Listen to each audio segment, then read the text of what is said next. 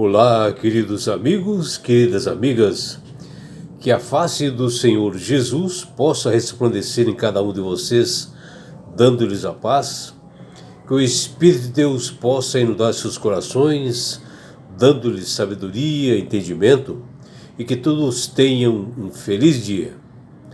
Vamos estudar a lição? E hoje, domingo 4 de agosto, a lição 6, ela tem como título Tradições Humanas versus Mandamentos Divinos.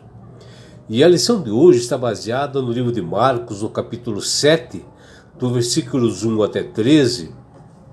E Marcos, nesse capítulo 7, ele faz uma narrativa e destaca, do confronto que houve, entre os fariseus e os escribas com os discípulos de Jesus, ao vê-los comendo pão com as mãos impuras, isto é, sem lavar as mãos, como era assim uma tradição, dos anciãos do tabernáculo, que eles sempre lavavam as suas mãos antes de qualquer refeição, antes de pegar nos alimentos, porque senão era se tornado impuro.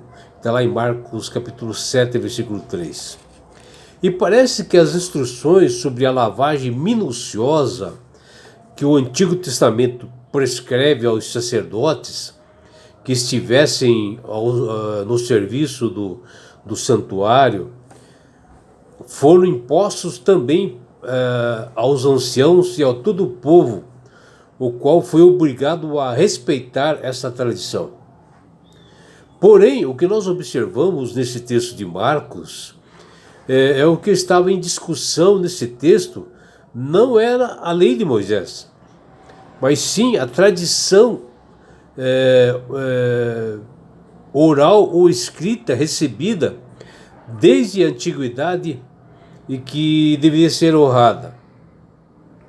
E aqui nós vemos a tradição de fariseus e escribas querendo suplantar os mandamentos divinos e fazer uma cobrança direta a Jesus pela ação dos seus discípulos, que não estavam, por eles não estarem andando, conformidade à tradição dos anciãos judeus. O que vemos é que na época de Jesus, muitos judeus estavam preocupados com a pureza ritual, que eles tinham, que era a prática dos sacerdotes, no tabernáculo, que eles lavavam as mãos para se manterem ritualmente puros, que está lá em Êxodo 30, versículo 17 e 21. Mas durante o período assim, entre o Antigo Testamento e o Novo Testamento, essa prática foi estendida ao povo em geral por decisões deles, e não por determinação de Moisés. Jesus, com sabedoria, não responde assim diretamente aos escribas e fariseus sobre essa indagação indevida, deles verem os discípulos não lavar as suas mãos ao comerem pães. E, em vez disso, Jesus defende os seus discípulos através de uma resposta dividida em duas partes. E Jesus diz, bem profetizou Isaías a respeito de vós, hipócritas, como está escrito, esse povo honra-me com os lábios, mas o seu coração está longe de mim, que está lá em Isaías 29, 13.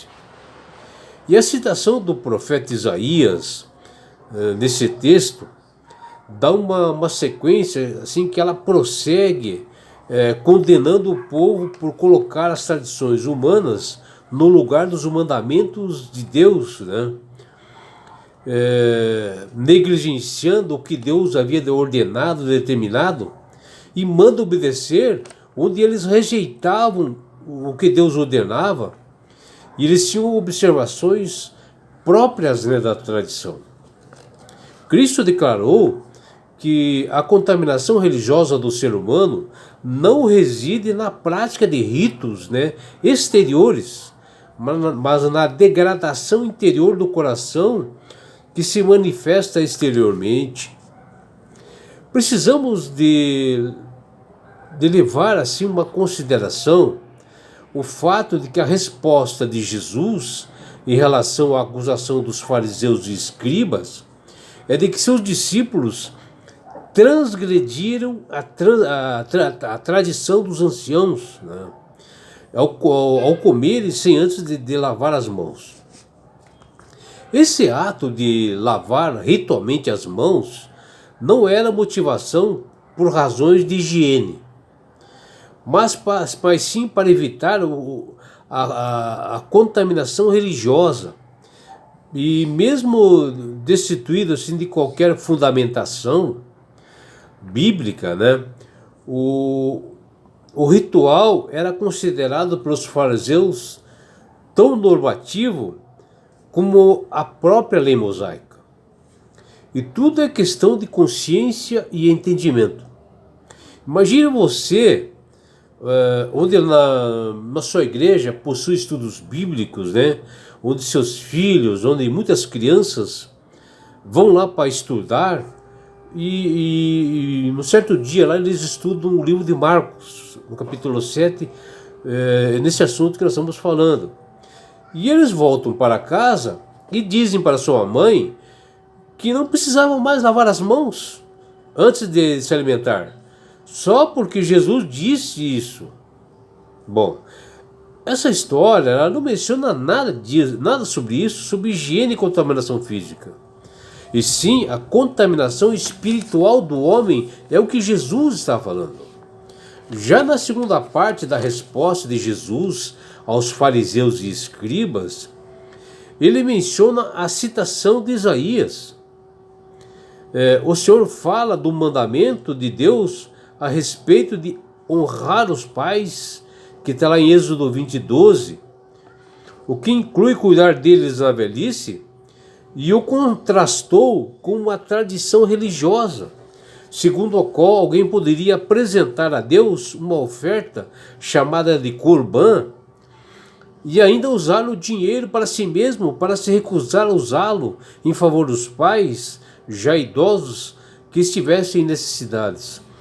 Ou seja, os escribas e fariseus fizeram uma pergunta a respeito de por que os discípulos, né, não lavavam as mãos antes de comer os pães, e Jesus respondeu com outras coisas que eles não observavam, que é justamente essa que havia mencionado, né, de ter que honrar os pais, o pai e a mãe, que diz lá em Êxodo 20:12, e que alguém poderia usar todo o dinheiro para a igreja, para o tabernáculo, e não atender seus pais. Ou seja, eles estavam sendo hipócritas em não observar realmente o que Deus estava falando. E podemos imaginar, né, a cena, alguém dizer assim, ó: desculpem, meu pai, eu gostaria de ajudá-lo, mas dei todo o dinheiro para o templo. Pô, que absurdo, né? E foi assim que Jesus realmente respondeu. Jesus pegou firme com dureza esse tipo de hipocrisia, de modo assim bastante intransigente, né? Que até algumas doutrinas hoje ainda se utilizam disto. Aquelas pessoas que colocam as suas tradições acima da palavra de Deus, e ao fazê-lo, elas estão pecando contra o próprio Deus. E em resumo, né, tanto na época de Isaías, lá no 7º século antes de Cristo, quanto na época de Marcos, né, de que já estava ali no 1º século depois de Cristo, a adoração do povo de Deus ela era vã devido à ênfase errada e à atitude hipócrita do coração de cada uma daquelas pessoas. Estamos muito longe de Deus, mesmo quando nós somos zelosos pelas tradições e rituais que contradizem os estatutos e mandamentos de Deus.